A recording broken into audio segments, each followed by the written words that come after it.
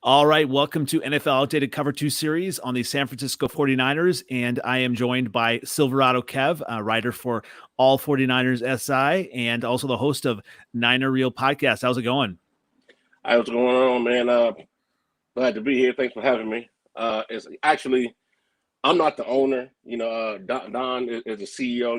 Don is the big boss. We're a bunch of brothers, but it's Real Talk Niner Talk. The podcast name is Real Talk Niner Talk.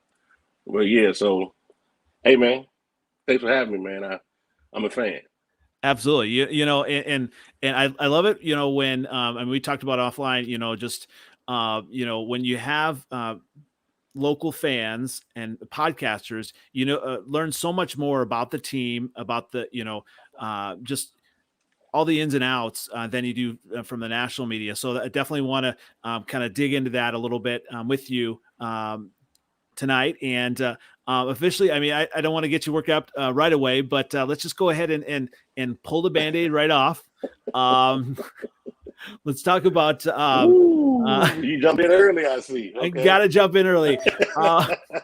So Kyle Shanahan, from the outside looking in, he gets this kind of genius everyone kind of thinks he's this offensive genius, and but as fans and those who cover the team, you're frustrated with him.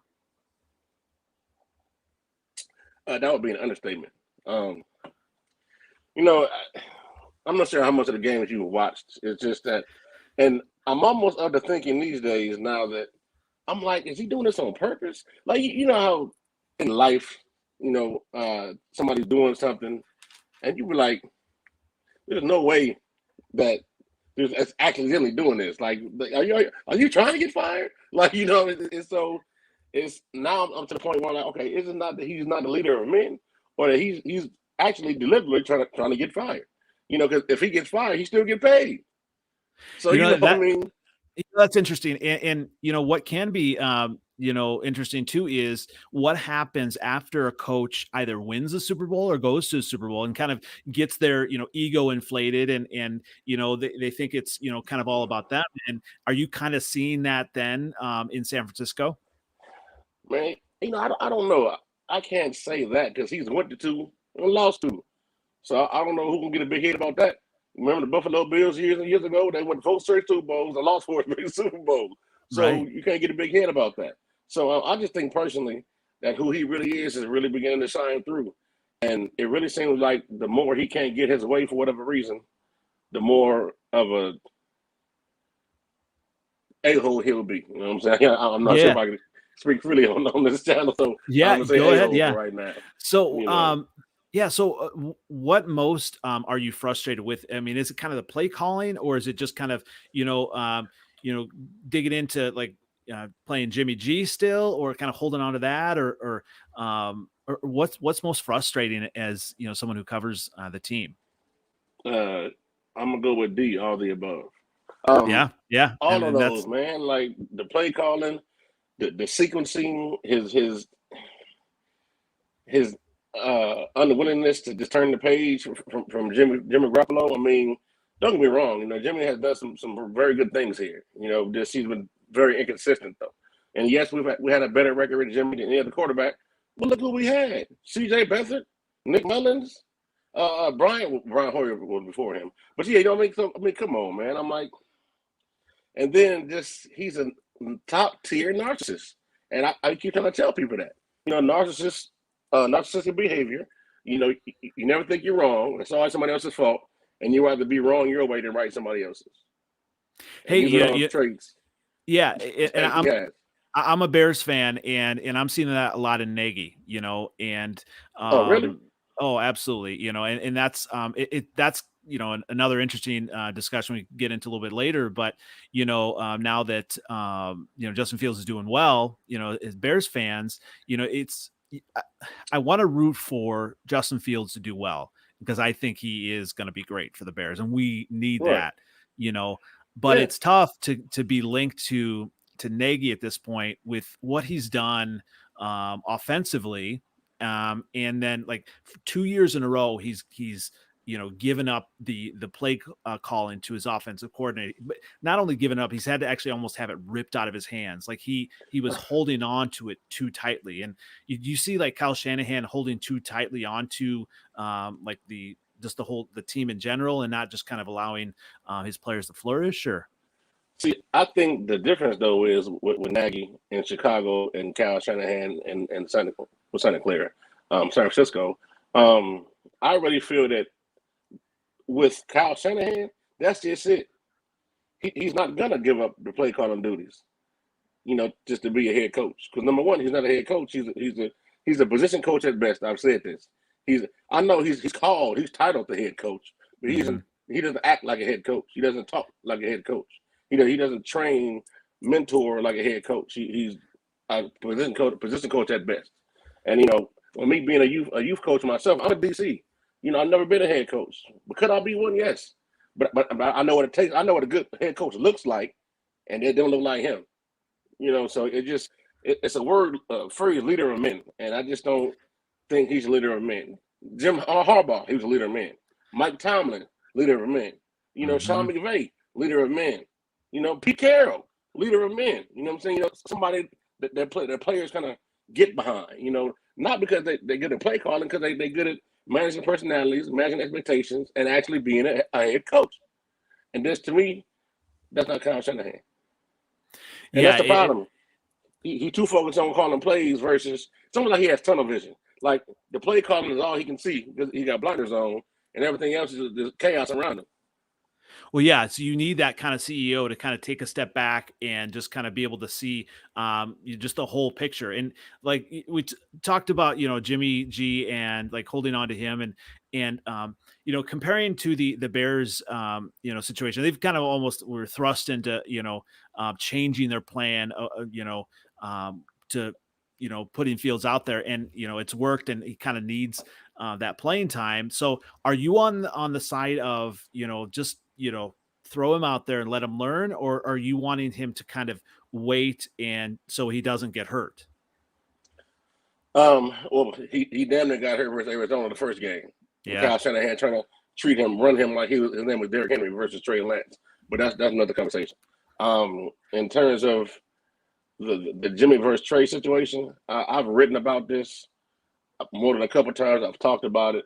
And there was a point in time where I was supporting Jimmy. Like, hey, matter of fact, I wrote a piece called Before the 49ers Take the Next Step, Jimmy Garoppolo has to first, right? And the focus of that article was saying, okay, you got here, you've done this. Now go to the next step, graduate, progress. But he never really, kind of. Jimmy is who he is. He's not going to get any better. He's very streaky, and based upon a penalty, a drop pass, a missed pass, the calls being out of sync, he's just off sometimes. When he's on, he's great, but when he's off, he's terrible. There's really no middle ground. And my thing is, what you waiting for? You gave up all these picks and all this capital to get a guy that's not ready right now. Come on, man. So like I said, look, if it's me, I'm running Jimmy out there next Monday versus the Rams. Let him get beat up. Let him show one last time who he is. Now, caveat to that, he'd have to torch the Rams for me to say, okay, give him another week. But even with that, that's not going to last. So my thing is, if he struggles or just average, yeah, after that, it's Trey Lance, and I'm playing rookies too. Yeah, absolutely. I mean, would you kind of look at the season as lost then already, or? Okay, only record-wise, no. But based upon the status of the franchise right now, there's nobody leading, stepping up, saying, "Look, we suck, and we're better than we're playing." This is the 49er franchise. This story, we got to play better than this. Unless that happens, we're going to continue to lose. And I saw an interview, or maybe it was a presser I saw earlier to Kyle Shanahan. They asked him, can we expect to see more of Trey Lance or something of that nature? And he was like, well, it depends on how the season goes. How the season goes? What? Where you been? You know what I'm saying? Aren't you the head coach? What you mean? See how the second half of the season goes? Oh, my God. And my thing is, he's not going to be here next year. So, like, what? You already paid him, so not either you're gonna waste money either with him not playing up to his contract or him being on the bench. So, well, yeah, and you really want to see what Trey Lance has. I mean, you know, he didn't have much time in college. He has a talent. There's the reason. There's a reason that he was drafted high. Have you seen enough from him in the time that he was in that he could kind of be that guy? I mean, even kind of off the field, like answering questions and things like that, like handling media. Like, could he be a bust or not? I like what I've seen in a small sample size from Lance. Excuse me. I was actually at the preseason game versus the Chiefs where he hit Trent Sherfield on the 80-yard bomb. Oh, it was a thing of beauty. I know it's preseason, but it was a thing of beauty. Jimmy would never, So in the Arizona game, we really didn't get to see who he was because he was given like a run-heavy playbook, and quarterback lead, quarterback power, quarterback toss, I'm like, come on, man. Like, he was playing out of position that game. He was playing a running back. And we still could have, he kept us in that game. I think he was like 83% on offense that game. I'm like, come on, man. He did have that one high interception where he threw it high, but guess what? Jimmy throws high too. That's a secret, so tell nobody. But yeah, so I'm like, just the upside is much more with Trey Lance, man. And I really think if he's given the keys and the full opportunities to go with the ones every week, he'll get better and better as Justin Fields has. Yeah, and that's the only way you can really learn. And I think I have a new segment for your podcast. It should be because you got some great ones, open discussion. I love those. Right. It should be titled "Jimmy Would Never." Okay, you know what? You got to use that. I'm gonna take that back. I'm gonna take that back to the squad. Do it. On this installment of Jimmy Would Never. Love it. Okay. Yeah. Okay. So kind of looking at, some of the targets, listening to last week, I heard, a lot about Brandon Aiyuk and his leadership. Talk about him and like even Deebo Samuel. Talk about that core and, are you needing more from both of them or what are you seeing with the wide receiver core? First of all, Deebo has been balling this year. Actually, Deebo has been doing what I know he could do from Jump Street. A lot of people said out the gate, he's a running back playing receiver. He's a gadget guy. And no, he's only been used like a gadget guy due to in-depth quarterback play. Be it Jimmy Garoppolo, be it Nick Mullins, be it C.J. Beathard. They use him as a gadget guy. Sweeps, jet sweeps, tosses, reverses, things of that nature, screens. But this year, you're seeing him run the whole route tree. And, hey, I even give Jimmy some credit. Just a little bit. He even hit Deebo down the right seam for a nice little game a couple weeks ago. Matter of fact, against the Bears. Yeah. And I'm like, telling you, I had to really look at the TV like, hold on, was that Jimmy? Oh, okay, yeah. So Deebo been balling. Aiyuk. I want to kind of focus on Aiyuk for a second. To kind of cross over to this whole doghouse situation. Unless you want to say that for later. No, go ahead. Yeah, that's kind of what I was. Yeah. Kyle Shanahan and this doghouse. I never seen Jimmy in the doghouse. I never seen Juszczyk in the doghouse. I never seen McGlinchey in the doghouse. I never seen Alex Mack in the doghouse. I've never seen Bretsky in the doghouse. So I'm like, what is it really? What is it really? And Ayuk's not a rookie. You know what I'm saying? So my thing is, I really think Kyle Shanahan kind of rejects strong personalities. And I think I wasn't there, but if I had to put some money on it, I'd say Brandon Aiyuk, look, coach, check this out. Look, all due respect, but it's some bullshit. Right. Like, you're not giving my snaps. I'm out playing so-and-so in practice. That's what he said. Oh, he wasn't earning the practice. He has to learn how to be a pro. I'm like, so you mean to tell me he did so poorly? You put Travis Benjamin in over him, and you gave him more? Stop it. And then you see the way he's been playing now. You get the ball to him. Yeah, he's had a drop and a fumble, which are pretty costly, but he's a dog too, and so is Deebo. And like one of my tweets I said, because I had to kind of break it down for somebody, a dog, when I saw him, I was like, oh, he's a dog. I mean, like on the field, he's not losing. It's me or you. Mm-hmm. It's never going to be you. It'll always be me. Because I'm walking out of here on my own. You know, we may go in together, but I'm walking out by myself. Me against you, never quit, never say never. Just fight for every scrap dog. But all dogs aren't vocal leaders either.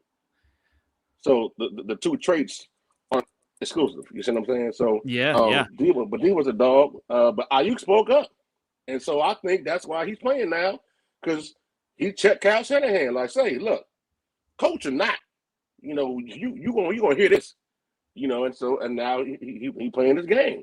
He gained a little weight, but hell, the way we get hit these days, you need to gain a little weight. Absolutely. So right now, the only vocal leader seems to be Brandon Aiyuk. Hopefully, some other guys step up. Like I said earlier, in one of my tweets, one of your players got to step up and speak up too, other than Brandon Aiyuk, before the season goes down the drain. Well, speaking of, you know, leaders, and, you know, my Iowa guy George Kittle, he's been injured. He's just, I mean, been a baller over the last few years. Like, talk about kind of what he means the offense, and maybe even him fitting into that leadership role. I mean, is he outspoken like that within the locker room as well? George Kittle was definitely a focal point and one of the key top pieces of this offense. And he's the dog in terms of once he catches the ball, he you know, he might try to run through Jesus himself. You know, so and I love him for that. And if he could be as outspoken in the locker room or on the sidelines or just to the players in general, which we don't see, but even though we don't see it, we would see a product of it based upon how guys out there playing. So if he could be as vocal to the team and to the players as he is, and, you know, do you smell what the, you know, all that, that bravado he be having, I think we'd be a lot better off. So I think he's more so of a rah-rah kind of guy outside the field, but he plays like a rah-rah guy, but he's not real vocal, I don't think. And I could be wrong. He may hold a players meeting. Who knows? And I'm telling you one more thing about Kittle. And I'm glad you got injury right there. You've noticed this kind of decline in play, even when he is healthy. You can notice his decline in play, right? What if he knows Jimmy be out here throwing these hospital balls? He'd have caught two of them, and then they got put in the wheelchair. What if George Kittle like, nah, no more? You know, I'm not sacrificing my body no more for this dude. You know, he's a hell of a guy. You know, but on the field, no, I'm playing not to get hurt. And, you know, if you watch him play. I say that's an interesting point, because, you know, Kittle, he wore the whole, T-shirt and was all on, Jimmy's, side, so to speak. But, maybe that is just trying to him pump up a teammate. And, I guess I thought they were kind of like connected at the hip, and, maybe it was just kind of like, Kittle trying to be positive. I think it was more of that, because I think ain't no way Kittle believed in Jimmy the way he made it seem, because he would have in practice, he would have on the field, he would have in minicamp, so he's seeing all this.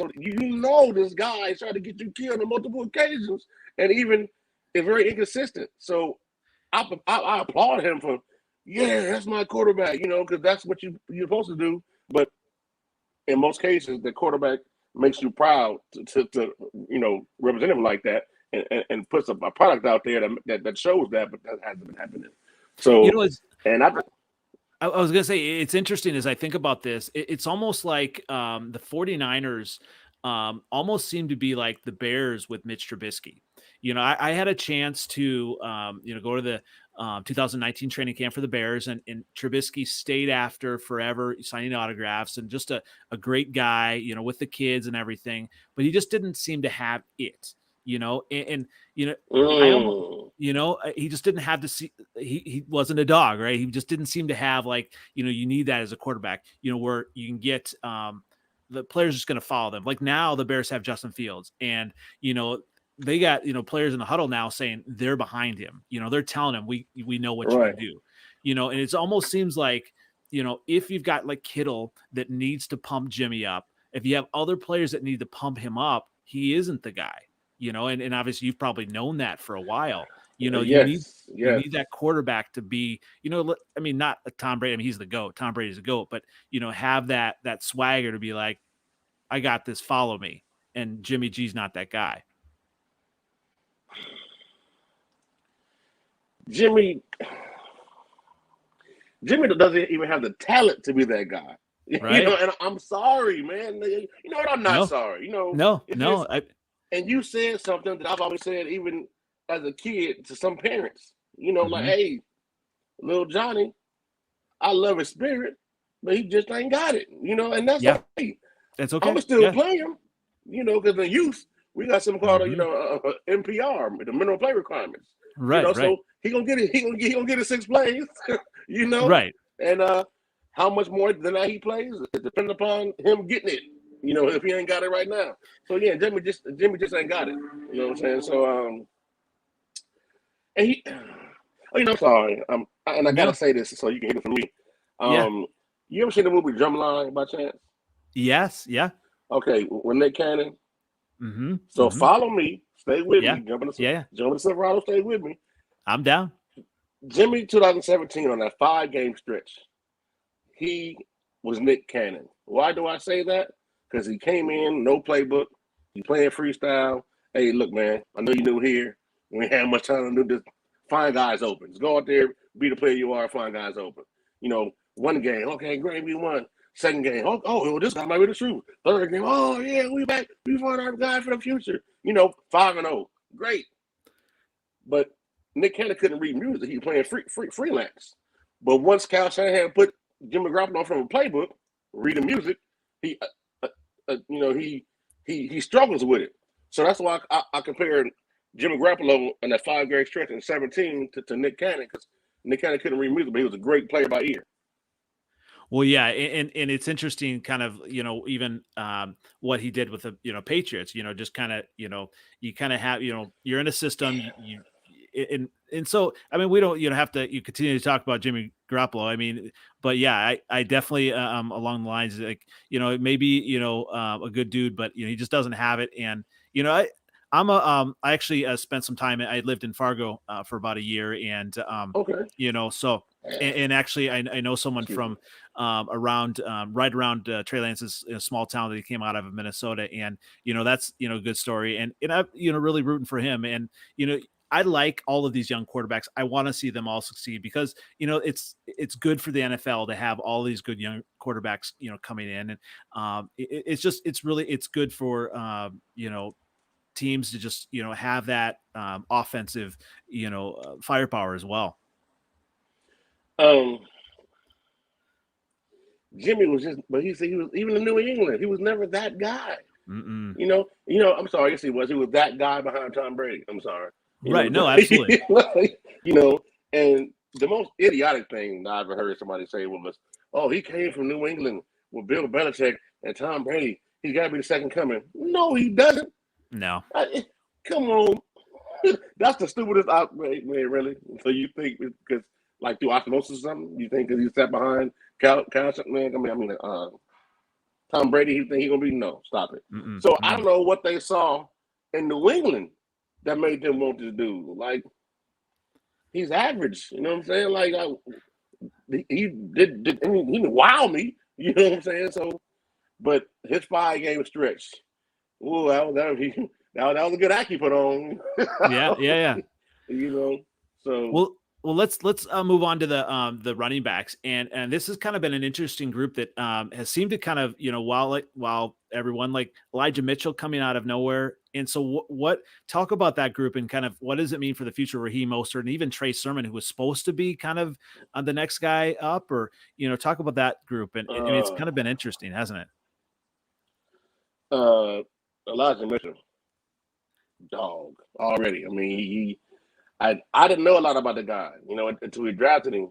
I just knew his last name was Mitchell, and we shared the same last name. So he had my vote already. Oh man, he playing some good football, isn't he? He is, yeah. Especially when he went to the left side.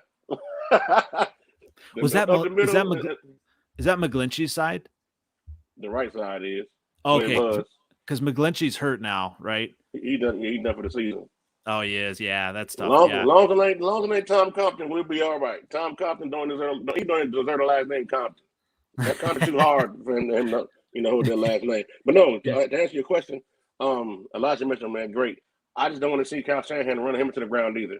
Like there's been games where you just kept passing him. I'm like, man, get a ball to somebody else. You got Trey Sermon sitting over there, playing tic-tac-toe on the bench. I'm like, and there's that doghouse thing again. I even though he's never named it Kyle his own doghouse, I would Right. like one day to ask him, what would you call this position you put these players in where you just don't play them? Like, did they piss in your Cheerios or something? Did they say something about your mama? I mean, like, what happened? Like, why are you mad at these players and punishing them with playing time? And so, and then as far as the whole playing rookies thing, like Elijah Mitchell starting, and so Trey Sermon, that poor kid, man. And that's why I keep saying, is he doing this on purpose? Because I'm like, there's no reasoning behind it. I can't for the life of me figure out what's going on other than he's just not a leader of men and he can't do it. But I'm like, nah, is that it? That may be it too. But Raheem Mostert, there's no replacing Raheem Mostert. I mean, this. I feel bad for went the down, guy. Yeah, yeah. I'm just,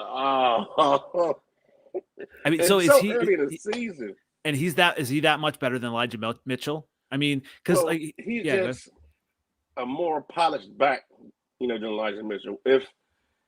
First of all, he's faster than Elijah Mitchell.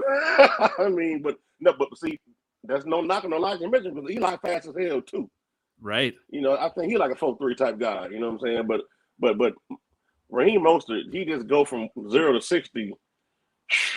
I mean, one of my articles I call him weekend fast. How fast the weekend go from Friday to Monday. Yeah. It's Monday again.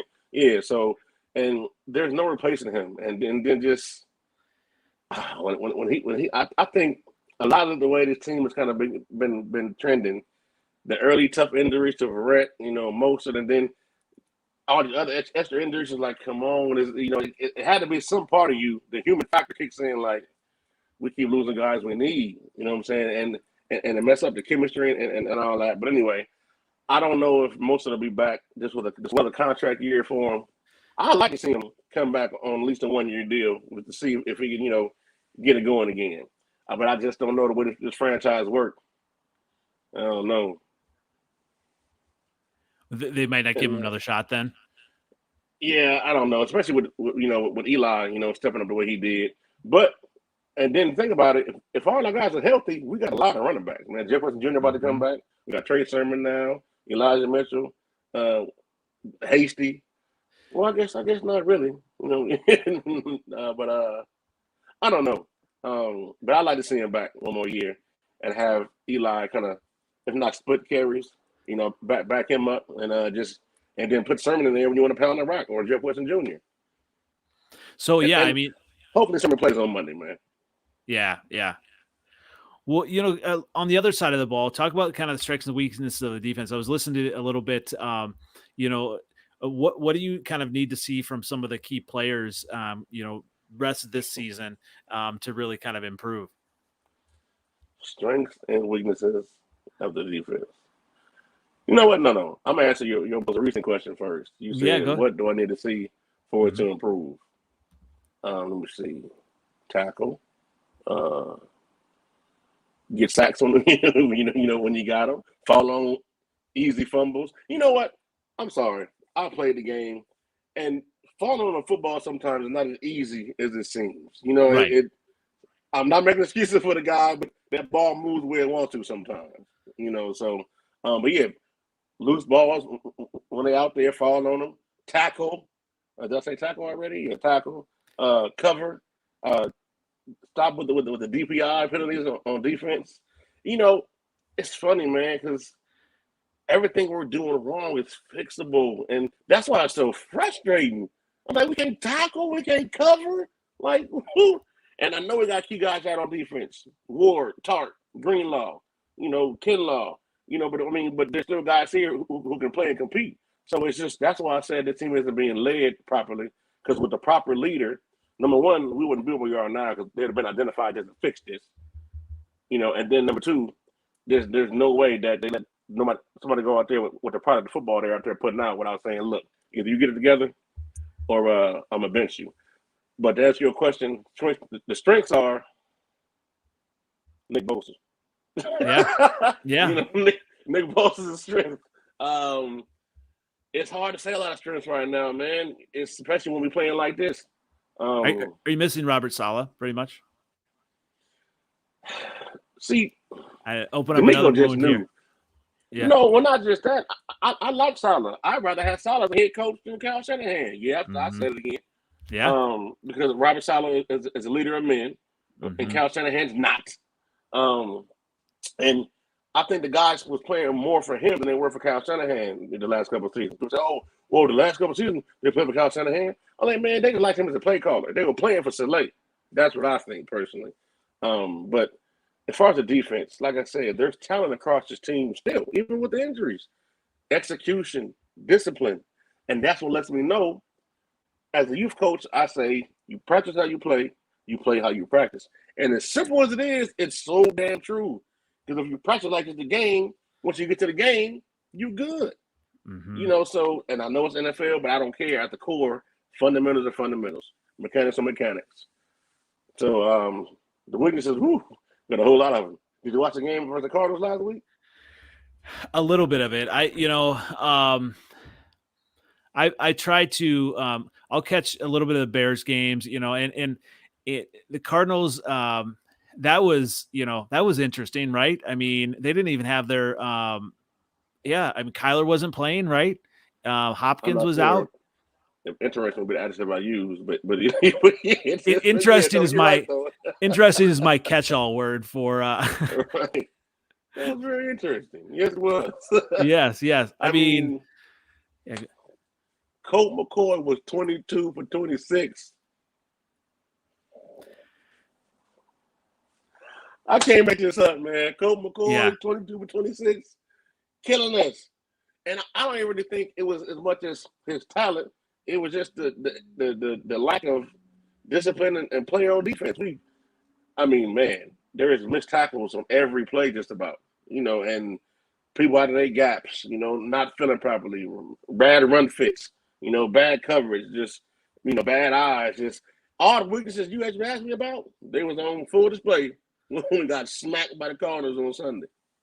Well, yeah, so, you talk about kind of like practice and stuff, and Colt McCoy, he is, by no means a fantastic NFL quarterback, but he is an NFL quarterback, and he's been in, the system. He's, so he can make throws, but as a defense, you don't want to make a pedestrian quarterback look like a star. Man, listen. And that's exactly what made him look like. I don't know if I said it on the Real Talk show last night or in Spaces or on Twitter when I went on my tweets. We made a has-been that never was look like a Hall of Famer. And there were a couple of holes on certain plays which allowed him to kind of escape out the back door, the trap door. But even with that, we weren't tackling. Plays looked lost out there. And like you said, in the bottom screen, a couple of those names, actually one of those names, Jimmy Ward. We damn sure made Jimmy Ward last week because, a lot of that stuff, Jimmy Ward cleaned up. People talk about Jimmy Ward not having interceptions and things of that nature, which is true, but he's called the eraser for a reason. He normally erases most mistakes, except for the Super Bowl, but as I digress. In most cases, he cleans all that stuff up, And Tart, too. Tart is good in the run game. So I don't think he would have let, Connor get off the way he did last week. Armstead. He's good setting the edge, not letting the run get outside of him. He's not a pass rusher. So he plays a role, but not right. Yep. I still like him inside more than outside, especially on passing downs because Armstead about slow as payday. So I definitely don't want him on the edge. He's not gonna run me down right now. You know what I'm saying? So you keep him inside, kick him at that 3-tech. But Armstead can contribute. He had a sack last. They got called back from a ghost. What was it? Face mask, I think they called it. It was he grabbed him. Man, everything that could have went wrong last week went wrong just about. Well, speaking about kind of the season, I mean, what do you kind of how many more wins do you see this team getting? And I mean, it's in one of the toughest in the league, isn't it? The NFC best, yes. Yeah, yeah, You did ask me how many more wins do I see us getting, right? yeah. I mean, I'm looking at the schedule here. I mean, it's going to be tough. Well, now you got. I mean, who knows what Okay. Odell will be? With the Rams. But yeah, I'm gonna answer this. I don't want to use it as a cop out, but it's the truth. If we play the way we did last Sunday, we will end the season with 3 wins. We wouldn't beat my youth team right now. And mm-hmm. I've told my youth team, 14-year-old kid, 14, 13, look, playing the way y'all playing right now, we're not going to win no more. Granted, we only had 1 loss at the time, but still, we lost because of the way y'all played. I had y'all in position, but I can't play for y'all. Mm-hmm. And I want to make sure people understand this too. Even with Kyle not being a leader of men or D'Amico still being new, the players still got to play. I get that. But they also need to be, even as grown men, motivated, driven, inspired. You know what I'm saying? So all that, it all plays hand in hand, But if we play what we did Sunday, we're not winning no more games this season. But every game on our schedule still left is winnable, except for, well, I don't know about the Rams. Well, you play the Rams twice too. So right. Yeah. And then we got the Seahawks one more time. I don't know. It's tough to say, man.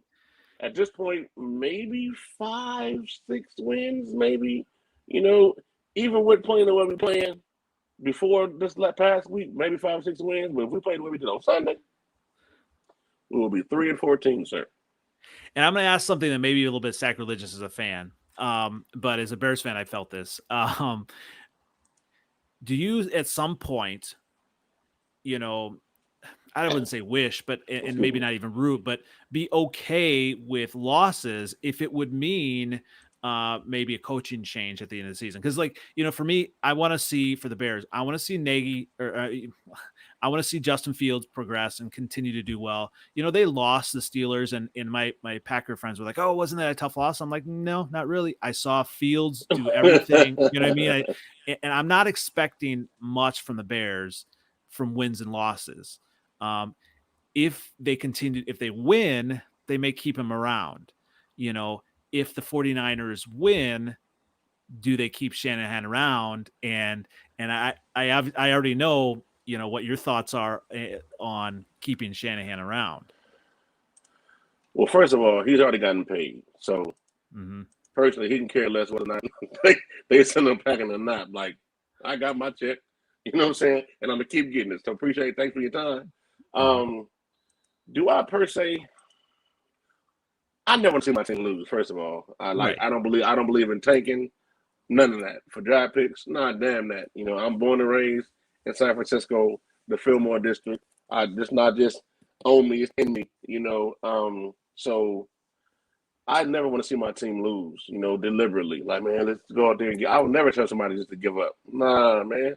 Like I always tell people in life or whatever it is, if you're gonna fall, try to fall on your back. Because if you can look up, you can get up. So hey, Love it. don't never just give up. You know what I'm saying? So and trying to lose to get him fired, nah, man. He can do that all on his own. Yeah, that's a great point. Yeah. He can do that all on his own. But I do fear the way he's going right now. I do fear for Trey Lance with Kyle Shanahan on his current course he's on. Like we say in the Navy, hey, you got to come right a couple degrees to change course 220 or something. Because the course we're on now, we're going to run around. So, but I you know what? I do. Part of me wants to see Trey thrive in Kyle Shanahan because I really think he'd be amazing in the system that Kyle Shanahan has been running. But he's not the Kyle that we know and love right now. I don't know who he is, or it's just who he's always been. Could be. Yeah. So once you we get, don't sometimes, know. people, when they get some type of success, become who they really are. Right, exactly. True colors. Yeah. Um, this is the most recent question, right? The prediction in the Yeah. third Yeah. division. Uh, right now, we're definitely the worst team in the division. I mean, wow. If there is a fifth spot, you probably put it there. You, you know, um, I say Rams. I'm kind of between the Rams and the Cardinals. I don't know. Yeah. Healthy, like both teams all the way healthy. I'm gonna go with Rams, Cardinals, Seahawks, us. Yeah, I mean, You know, that was an interesting, with the Cardinals, kind of what happened versus the Packers, and Kyler Murray. I was hoping, especially as a Bears fan, to see the Cardinals win there. They were right there, and I'd like to see, like I said, I like to see the young quarterbacks do well, and he was starting to take the next step. And I talked to a Cardinals guy, beginning on an episode as well, and he talked about how Larry Fitzgerald leaving actually gave Kyler the opportunity to take more leadership on in the team. yes, And, right, and, right. and that could be a good thing. And so it'll be interesting, uh, in the same way, Jimmy G leaving, would that allow Trey Lance maybe even next year to get more of that leadership? I think you're right. I mean, that would definitely work out that way, but I think that needs to start now. You know Yeah. what I mean? Why wait? I mean, so I can't stress enough how you give up so much for a guy that you know is not ready. And it's Kyle Shanahan telling us he's not ready. But again, I wouldn't believe Kyle Shanahan if he told me he had oatmeal for breakfast with some egos. You know, I need to see tape of what he had to believe him. That I just don't believe nothing he say anymore. And so, and then against the Cardinals, the way Trey Lance looked, he looked that way. He's had limited snaps. He threw pretty much one bad pass, that high interception. Other than that, he got better with every snap. Mm-hmm. So and you're not gonna have Jimmy here next year, and you tried all offseason to get rid of him, so you don't really want the guy. Yep. Only issue is you paid him already, so you feel like, well, damn, we paid him. I mean, yeah, but this is my argument to that, saying, well, we paid him, so we got to play him. Yeah, you already paid him, but he's not getting any better. I mean, Mm-hmm. so the money's gone either way it goes, Right. and you're never going to get to your money's worth. Never, even the Super Bowl season, never got our money worth. So we've seen the best of Jimmy Garoppolo. We've seen the best of him. So after the Rams game, give the keys to Lance and swap out that clipboard and the keys with Jimmy. Say, hey, Jimmy, take your clipboard, give me the keys back, and move forward with the season. Yeah, and you say, who do they play after the Cardinals again? Let me see. Oh, it's at Jacksonville, Is so it that might be an Jacksonville? interesting. Right. Although, I don't know Man, what happened, with that they defense, get to beat Buffalo. Yeah, yeah, You yeah. know, oh my God. And then, Any given Sunday, yeah, any given Monday, any given Thursday, but they just beat Buffalo. You know what? There's no team on the schedule that we can just circle as an easy win. what? We are the easy win. Possible. Well, Houston. That might be. I mean, that's toward the end of the year. Um, but yeah, I mean, you kind of look at. I was going to ask too. So I was listening on your pod. You talked about. There was a discussion on the home field. You know, talk about like maybe the lack of home field advantage, or is there really a home field advantage being in Santa Clara there? There's a home field disadvantage, apparently. Yeah. Um, excuse me. Like I said, being born and raised in San Francisco, I'm Candlestick. Keysar Stadium before that, Candlestick.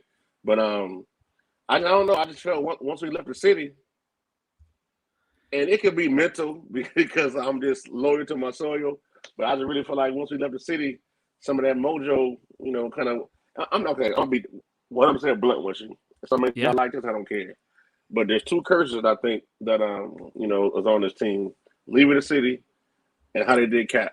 And and with those two things, the football guys like, I don't. Yeah, y'all got some making up to do. So, Yeah. but playing Trey, would definitely push that needle, a little bit. But as far as the home field, I was there. Matter of fact, one of my guys in here now, he was Dave, Super Dave. We was all at the game together. Did you watch that game on TV that Sunday night, that Colts game? I did, yeah. Yeah. We sat in that, bro. And that was out there. So my and my co-host Uneducated Takes on my other pod, he lives out there, and he was kind of saying this is coming, and I watched it. I'm like, oh, that was it looked brutal to watch. So you were in that, man. And then they got the nerve to raise ticket prices. Are you? Yeah. Go play in traffic somewhere, man. Just wow, that quality of football. And again, I know it's on the players too, but it starts coaching and leadership. So it's interesting. Okay. Answer your question. I do really believe that, and I know it's being superstitious, but leaving the city took a lot out of this franchise, man. And actually I believe the Super Bowl season, I'm not gonna say it was a fluke, but it was a year or two too early. In my opinion, I was like, oh, where did this come from? Because I didn't expect that. Anybody tell you they're supposed to be 13-3 that season, lying. Right. You know what I'm saying? A lot of take the test, no sir. And a lot of that was on kind of the defense that year, wasn't it? Oh my gosh, thank you. Say it again. A lot of that was on what? On the defense. And the running game, right? So for those of you out there in the TV land, all you Jimmy supporters, and they say, "Oh, Jimmy took us to the Super Bowl." Nah. We went to Super Bowl with Jimmy. We went to Super Bowl in spite of Jimmy most times, and it was a running game and that solid defense that got us there. I was like, Jimmy was in the car, Hey, keep preaching because as a Bears fan, Rex Grossman went to the Super Bowl, so there you go. Wow. Yep. Rex Grossman. Yeah, it's crazy to even I blocked that whole part out of my memory, and hey, y'all kind of had it bad over there, quarterbacks too, man. Rex Grossman, Jay Cutler, man. Hey, since Jim McMahon, I mean, not really. Oh, well, and he only had that really 1 or 2 good years, and so that's why I'm excited, for Justin Fields. I'm excited, I'm excited for you and what you have in Trey Lance and what the hope is there, that he can be that transformational quarterback, and there's the NFL. I mean, there's a lot of hope. You got to keep kind of looking toward the next player, the next, season sometimes. And it's frustrating sometimes in season because, the NFL, I mean, they're going to get their money. I mean, they're going to ticket wise, it's almost, it's a Teflon, thing. I mean, they're going to keep, churning. They're always going to win. The house always wins. Exactly. So, man, it's tough, man. It's one of my sayings I got. It's hard to smile right now, man. As a faithful, it's hard to smile, And I'm as faithful as they come, but I'm also a realist. Yes. And what I am before, I'm a Niner fan. I'm a football fan. You see what I'm saying? So, and we're playing terrible football right now. We're a bad football team playing worse football. Initially, I was saying we're a good football team playing bad football, but nah, we the way we playing right now, we're not playing team ball at all. So we're playing terrible right now. We suck, Well, and that's. I would say probably the tough thing is too. You're expected to be good, right? You know what? With them, like you touched on earlier, I'm telling you, losing Verrett and losing Mostert like we did as early as we did, that was like, that was a gut punch, early in the season. Yeah. It happened last season too, though. Because we lost Nick Bosa and Tony Thomas on the same day. Yeah. On back-to-back plays. So, a lot of this was kind of, it was like a slow leak in a tire. Mm-hmm. You know what I'm saying? Now it's flat. Now it's time to change the tire. You know what I'm saying? You got to be metal on metal. You sure don't want to change the whole car, though. Ooh. I like that. Get it. Yeah. So you know what? Just throw the whole car away. I'm telling you, Jared York, John Lynch, Kyle Shanahan, Yeah, you use my luggage. Like Don always say, I help you pack. You know, I like to see somebody like Lewis Riddick come in as GM. Yeah. You know, Yeah. I like to see not only see a great evaluator of talent. He knows the game. He played the game. Mm-hmm. As far as head coach, that's the thing about it is who you gonna hire, especially if you fire Kyle in season. Like Mike McDaniel. you know, but like Eric Bieniemy, Yeah. he's a good name. I think Bevel's name was out there.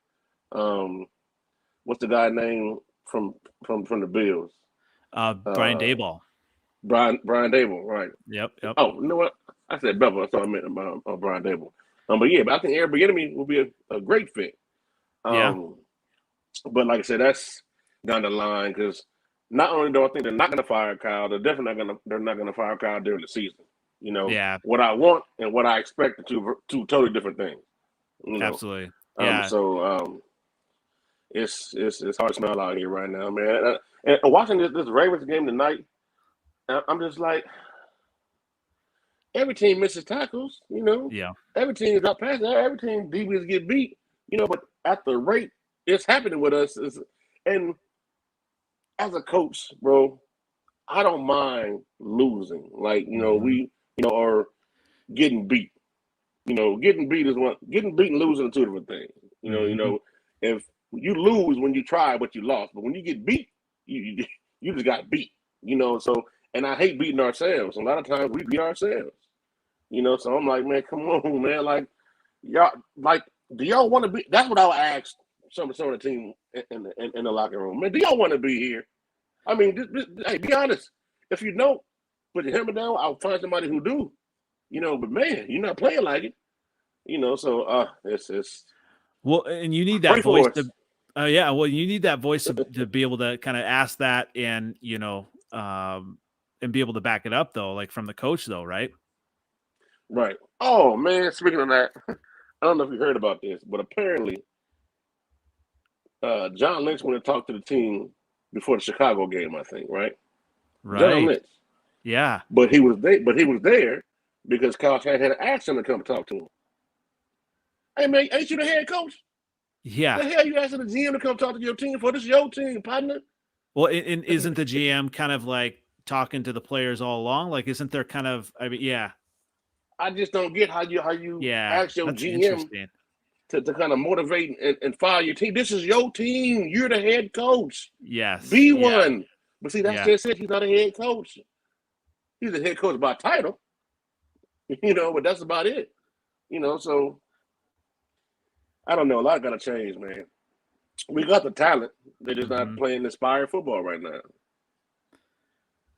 Well, I could definitely talk about this forever, all night. I definitely appreciate, I'm definitely going to, as an NFL fan, it's good to see some of these cornerstone franchises. And I consider, growing up, with Joe Montana and, Ronnie Lott Right. and, the 49ers are one of those cornerstone franchises, and Jerry Rice, obviously. And so it definitely, good to see, them do well. And,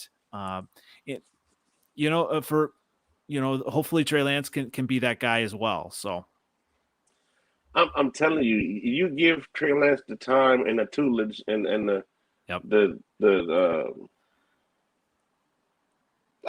cultivating that he needs. He's gonna be. I think he'll be great. I'm telling you, you look at, like, again, that Arizona game. Yep. It was things he was doing. You're like, oh, okay. Like the way y'all Bears fans feel watching Justin Fields. Yes. Oh man, I gotta say this about your Bears, man. When he left Armstead on skates on that play he scored, right? It didn't look like he had the rest of the defense in concrete cleats. I was like, oh. You wanted him, didn't you? Yeah. Yeah, I was like, okay. I mean, That's okay. Fields is my guy off rip. We was all team hashtag Fields at 3. Hashtag Field Mob. As a Bears fan, I was surprised, just kind of came out of nowhere. So I was like, all right, yeah, and but again, yeah. I think Trey is going to be fine. I think it's going to be great. Well, bigger, this has been stronger. Mm-hmm. I said, this is great. Obviously, frustrations, but we're ending on a positive note. You're excited for Trey Lance. How about we'll go ahead and end there because yeah, that's fine. Always got to end on a positive note. Like I think we get frustrated with our teams, but I definitely I'm rooting for San Francisco, and I'm definitely going to be following you. Where can everyone find you? You said Silverado Kev on Twitter, right? And where else? Right. Well, all my social media and everything is Silverado Kev. Facebook, Instagram, Twitter, TikTok, Snapchat. It's just everything is Silverado Kev. In terms, I do still do videos from the Silverado every now and then, but they're normally just to push traffic and promote our Real Talk, Not a Talk show, which we come on our Wednesdays. And normally our post game show, and at 4 o'clock, 7 o'clock p.m. Eastern, and on Saturdays is the pregame show, 4 o'clock, 7 o'clock p.m. Eastern. So if you haven't checked us out yet, come check us out. We call Real Talk for a reason. You're not gonna always want to hear what you want to hear, but you're gonna hear what you need to hear. You see what I'm saying? So and it's gonna be real. And like we always say, I'll lie for you before I lie to you. You know what I'm saying? So I'm gonna give it to you straight, no chaser. But yeah, so Silverado Kev, Real Talk, Not a Talk. Thanks for your time. Also SI, all SI 49ers. I write for them as well. So, but I write under Kev Mitchell there though. So perfect. But thank you for the opportunity, man. I really absolutely definitely want to connect later on the season, maybe even in off season preparing for the draft. Definitely want to connect again, and great stuff. Yeah, definitely go follow everyone everywhere they can. Find you. This has been great. Definitely. Once again, NFL Outdated Cover 2 series on the San Francisco 49ers, and hopefully we see a superstar in Trey Lance, right? Yes, sir. And then lastly, shout out to the squad, Real Talk, Not a Talk, Don, Sersky, Judah Great, and Dave, man. They're my guys, man. Couldn't do it without them. That's a squad right there. So appreciate you again. From all of us, thank you for this. Absolutely. Thanks again, and we'll talk to you soon. All right, man.